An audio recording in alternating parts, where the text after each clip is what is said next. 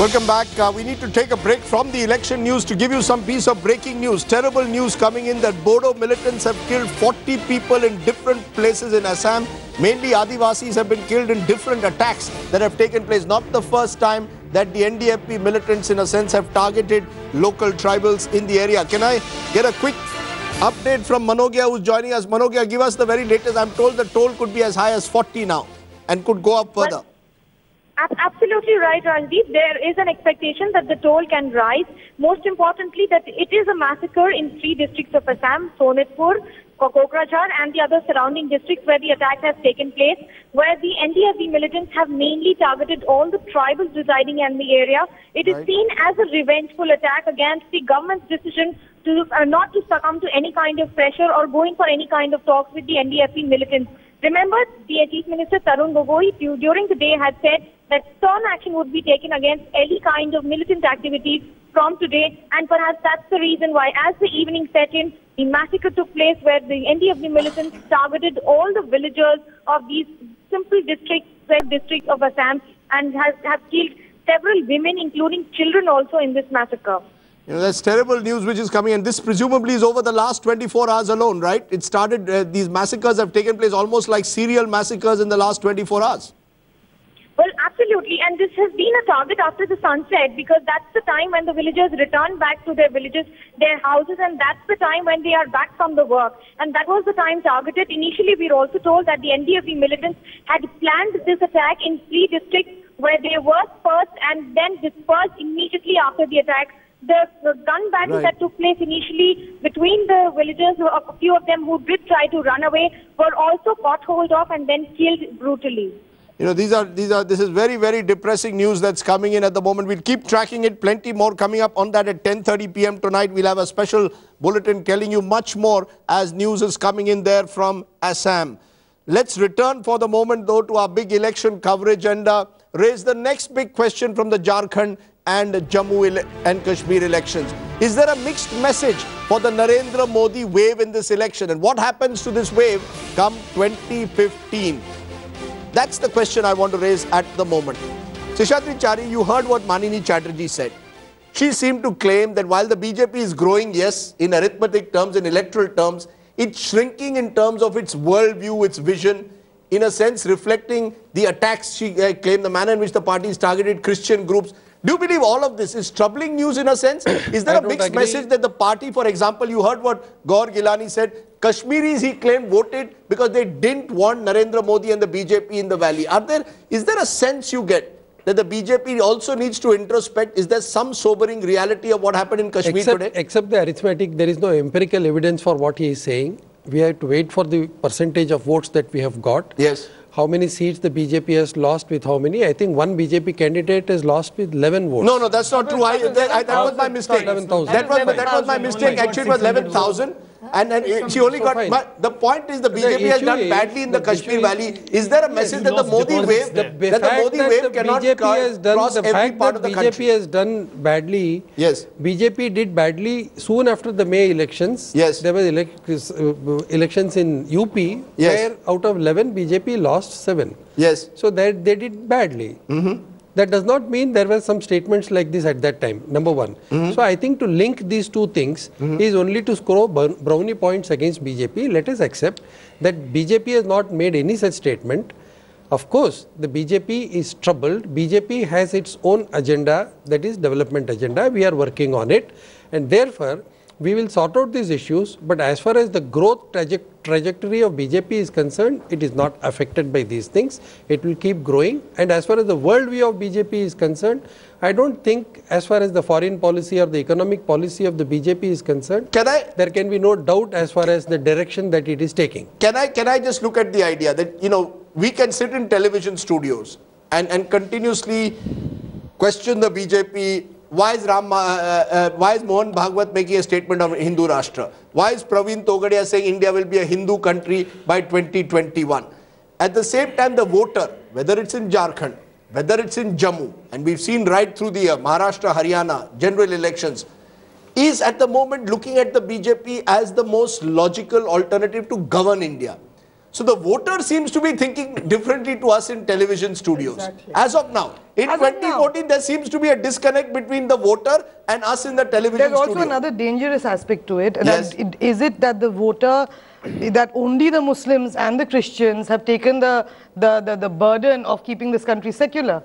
You know, and that's why it's important for people like you and me, who belong to the majority community, to say that when Christians are feeling they're feeling bad, and they're actually issuing statements today. I mean, not just stray Christian, that why did this Good Governance Day?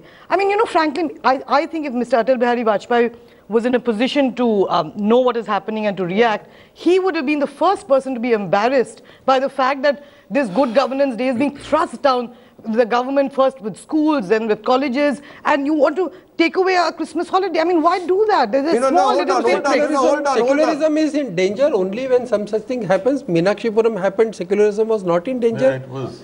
And let us not majority, very much, it was very much in danger when Meenakshipuram happened, when the whole entire one by one, please.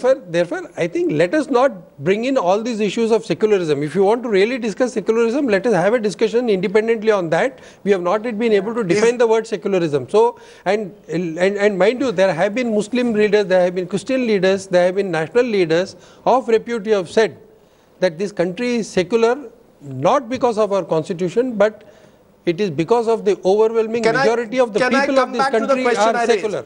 Is there a mixed message coming out of today's verdict? Samir Kaul is joining us of the PDP. Samir Kaul, can I ask you, do you see a mixed message coming out of what happened in Jammu and Kashmir today, that the Valley has voted overwhelmingly against the BJP, but the Jammu region has voted strongly for the BJP? That Jharkhand has voted strongly with the BJP, but on the other hand, you could argue that, will the BJP be able to replicate Jharkhand in a Bihar next year?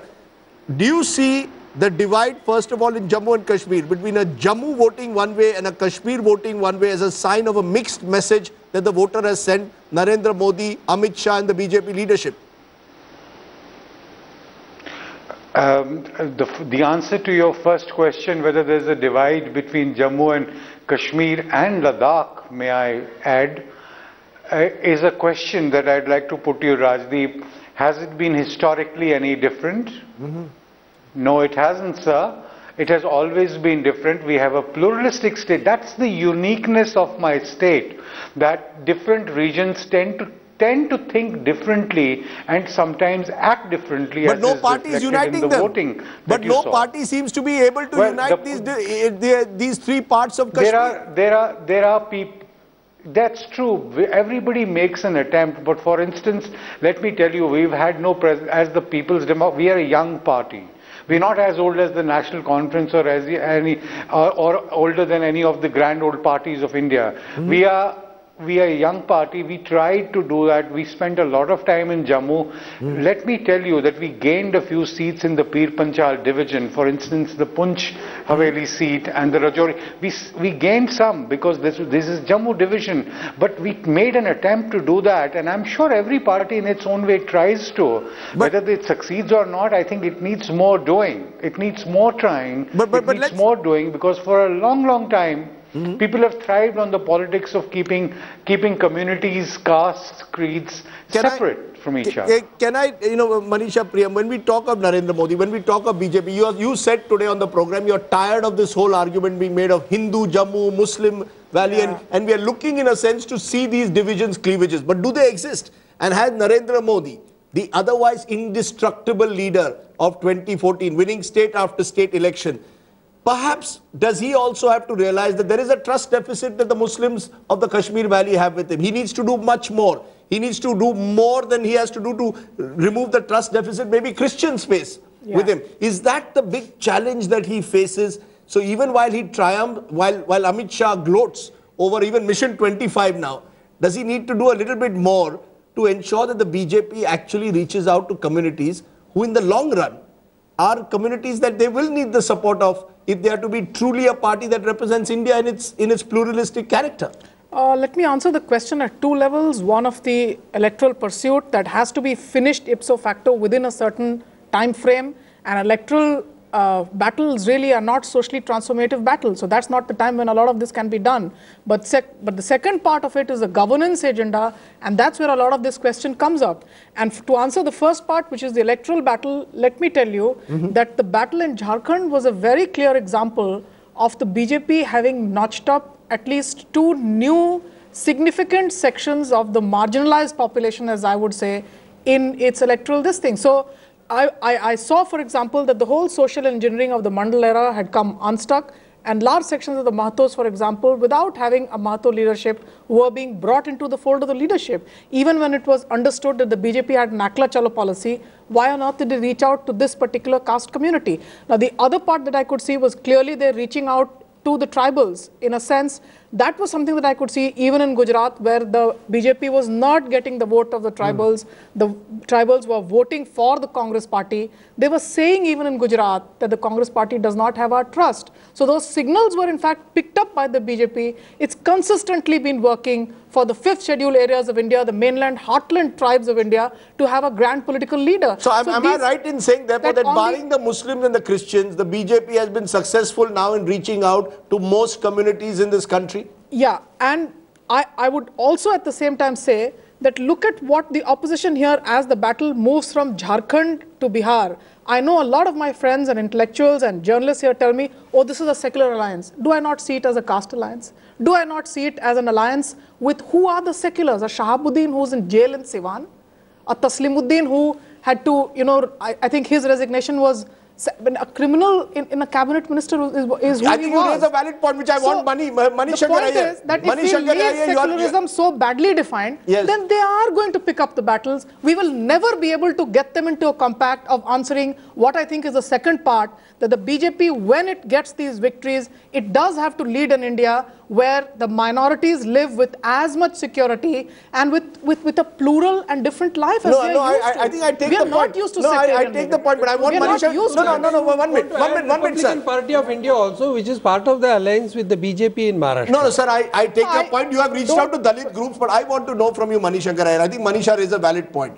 You are among those who many would say is the high priest of Nehruvian secularism. But look at what has happened to Nehruvian secularism. Is this a secular alliance that is going to come up in Bihar between Nitish, Lalu and the Congress? Or is it a casteist alliance? Is it an alliance as is being suggested of those who have criminal track records? Is everything else to be forgiven? And that is what Mr. Narendra Modi has been successful in selling. He is selling the message of good governance versus a so-called secularism. I generally don't, but give me 1 minute to say that there is somebody called Abdul Bari Siddiqui, who was as much in the JP movement, led that party in the house, on the floor of the house, never considered for the leadership of the party or the alliance of parties. Give me one good name of a good leader from the minority community. I don't like to look at them with this name or that. Who could be the leader of a secular alliance? I'd be very happy to see a very strong secular alliance coming back against what we think is a party that's marching electorally but does not have the sensitivities to plural differences that constitute India. Respond to that, Manisha. I've been waiting since 7 a.m. to make a comment on Jharkhand. I've been begging you to give me the opportunity. I'll come to your question. If I don't answer, if I don't put my view on Jharkhand before you now, I'll never get the opportunity. I think the Congress has got alienated from the tribal communities of Jharkhand as well as other states because they have pushed what they call a development agenda. What you and I call development is regarded as disruption by the tribal communities who have had to pay a tremendously heavy price in terms of being displaced. If you do not have a tribal-oriented development policy, which essentially means bringing in the PESA and allowing communities to be able to run themselves and to give priority to acts like the Santhal Parganas Tenancy Act and the Chota Nagpur Tenancy Act, as well as valorize things like the Forest Rights Act. Where is this alienation of the Congress from them is going to continue? But at the same time, if you look at the economic manifesto of the BJP at the center and see what they propose to do, I think they're going to fall into the Congress trap almost immediately. But again, that's a good point on which to ask you. No, let me therefore finish this point. Therefore, I urge that all so-called national parties also fully understand, and I am appealing to my party in particular, that we have to get the tribals back on our side because the tribals need us, and we can get them back on our side by being far more sensitive to their requirements in the face of the development challenge than we have been thus far. Now to come to the secular alliance, that is another challenge. Let me come to the secular alliance now. There is simply no doubt that a BJP which is wedded to a philosophy of Hindutva and which is surrounded by a penumbra of people and organizations that keep bringing secular India into doubt is a communal combination. And what we need is anyone who's not part of that is necessarily more secular. Is he totally secular? There may be questions about it. But I have absolutely no doubt that these are discredited criminal elements who you are... You see, why is Narendra Modi succeeding? One of the messages of Jharkhand is that the Congress over the years, who have you tied up with? A Madhu Koda. Who have you tied up with? You have openly tied up with criminal elements. You have openly in Bihar now tied up with people who are being described as either casteist or opportunistic. When a voter has a choice between an opportunistic alliance and an alliance which may be representing... Saying this about Nitish Kumar? What about Lalu Prasad? What about Lalu Prasad? He's still someone who's... I don't understand what is casteist because Mr. Modi... No, he's Lalu Prasad has spent last year in jail. He has spent last year in jail. All right, he has spent some time in jail and he may have to spend very much more time in jail. You are happy to tie up with him to keep Modi out? Our prince... I think to keep Modi out, one can do anything. Sup with the devil. As far as I'm concerned, the question put to me... public treasury. If this was embezzlement of public treasury, let the nation have a secular government, but not on the back of the poor people of Bihar and Jharkhand. If we keep doing this, we will abdicate the secular space. We will abdicate the secular space. I'm sorry. There must be an opportunity given to rebut it. Yes.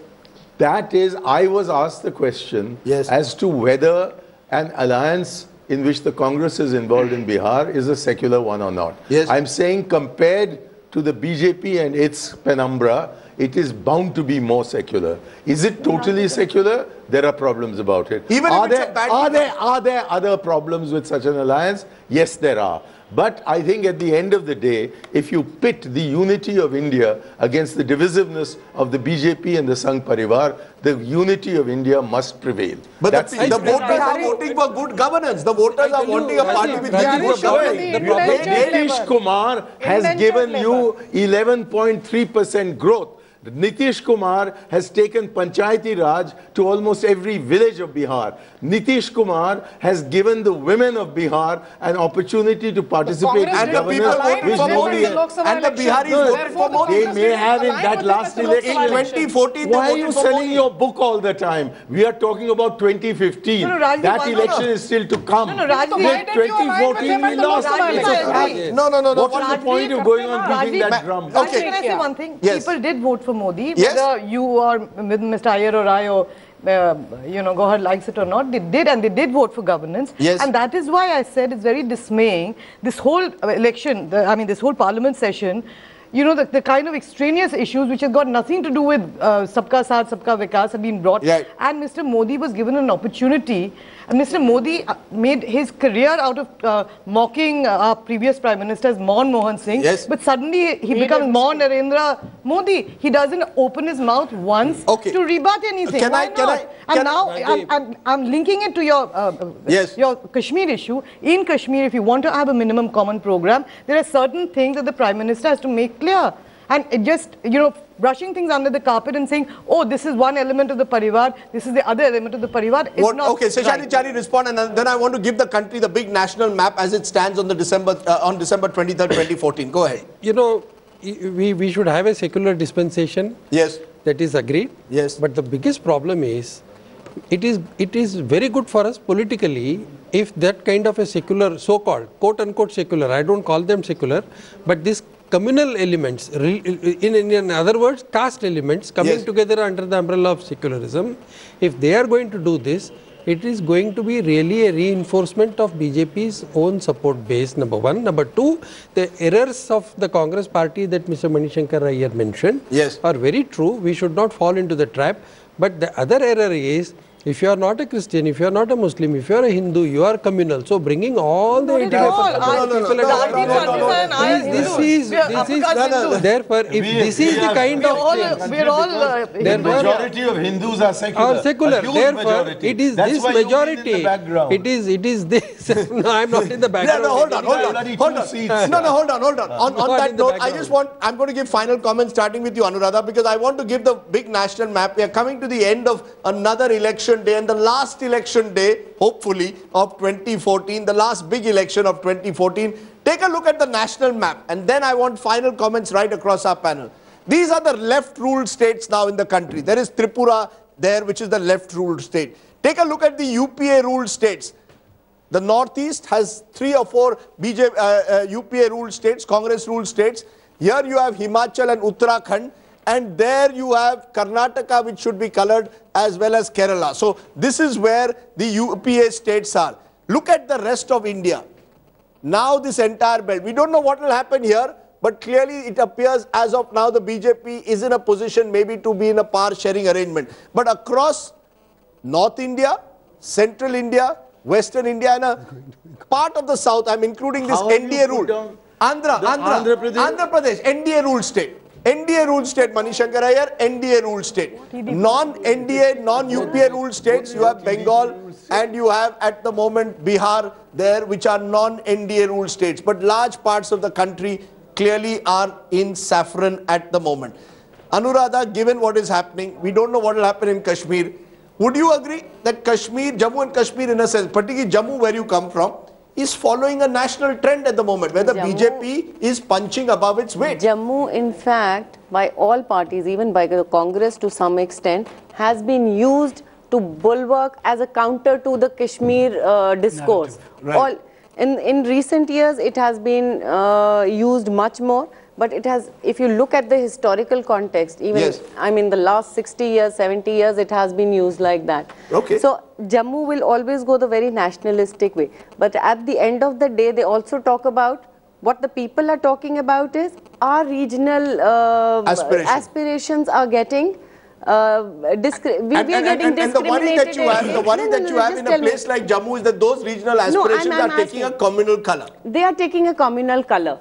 If it was only about regional aspirations, there was some fringe regional groups existing within Jammu and they had an effective voice. Why is it that they have been decimated in this entire election? And that is why I would ask the BJP, it would be good for Jammu region also to for BJP to remain in the opposition and try and consolidate itself and try and behave like a more regional voice within the state. I'm running out of time. I just have 30 seconds and please stick to time, starting with you, Manisha. The big picture that I've shown, the national picture, is it showing that we have seen, to use an unfortunate word of the morning, tectonic shift in Indian politics in 2014? Yeah, and it's on the back of what I would say, literally hewers of wood and drawers of water. As the poor people of India vote towards a particular party, my mind goes towards understanding that compact that can bind the government now, that takes a mandate to come here and rule, and have a sovereign that can indeed give to the people what they aspire, and for the reasons why they have reposed the trust in the sovereign at this point of time. Okay, so expectations are high. Expectations are high. The government will have to deliver what you said. Very quickly, from a Kashmir Valley perspective, what does today mean? Is this a historic election, or is this an election which can only fracture the valley from the rest of the country even further? I think for me, it's a dangerous verdict. It's a dangerous verdict. Dangerous verdict, and I think also that, the picture you have shown, many people in Kashmir would see it because it's a, Hindu majority nation, so BJP is appearing as a Hindu, Hindu party. Okay, so it's a it's an alarming, dangerous verdict. Just a minute, sir. 30 seconds, Manini Chatterjee. Big picture, big takeaway of this election. Is it that the Congress party in particular is facing now a serious crisis of an existential crisis almost? No, I don't think an existential crisis. It's going through a very bad phase. And I think the tectonic shift, as we discussed, there was an earthquake in May 16th, and the aftershocks of a major earthquake is felt for, for a few months to come, or maybe a year or two. So I'm not surprised by the elections. And I'd say that the Kashmir verdict, especially what happens, is if you might form a government, but if there's not maturity, at least on part of the BJP, then, I don't think it's it's a very happy portent. What does this mean? Pre-47, the Congress was described as a Hindu party by the Muslim League. Yes. After partition, Pakistan became an Islamic state. India did not become a Hindu state. And it was ruled by Pandit Jawaharlal Nehru. And from there onwards till today, the characteristics of this country has not changed. I may not have faith in Congress party. Change those characteristics? I may not have faith in Congress party. Congress party may not have faith in me, but both of us put together have faith in the people of this country who will maintain the secular credentials of this country. Okay, so you believe that the BJP will not divert from that path which has been set in 1947? Notwithstanding the lone voices of such people. Okay, notwithstanding the skeptical voices. Mani, let me give you the final word on what's been a long day, a long year. I know that I keep ribbing it to you, but it's been a troubling year for anyone associated with the Congress party. Would you like to say what is the big takeaway for you at the end of this long election year? It is that I have to cast my mind back 15 years, when we had even fewer seats. Right. I have to cast my mind back to the 1967 election, when you could go from Lahore to Jessore without passing through any Congress territory. These changes, you call them tectonic. Tectonic changes usually result in an earthquake. But these changes, electoral changes, as part of democracy, they take place. There are good phases and there are bad phases. And I am absolutely convinced that this map will be changed, the one that you showed me, over the next few years. How quickly we are able to change it, I'm not able to tell just now. But if we can sort out some of the internal problems that we have just now. I've completely run out of time. I believe you live in hope. At the moment, the fact is that it is the BJP which has reason to celebrate at the end of 2014. It has been the year of the lotus and the year of Narendra Modi. So we will have to see what 2015 brings, because as they often say, a week is a long time in politics, a year can be an eternity. But for now, it is clearly advantage BJP at the end of this long election year. Thanks very much for watching. To all my panelists, to Samir Kaul and others who are joining us, thank you for joining us. Good night.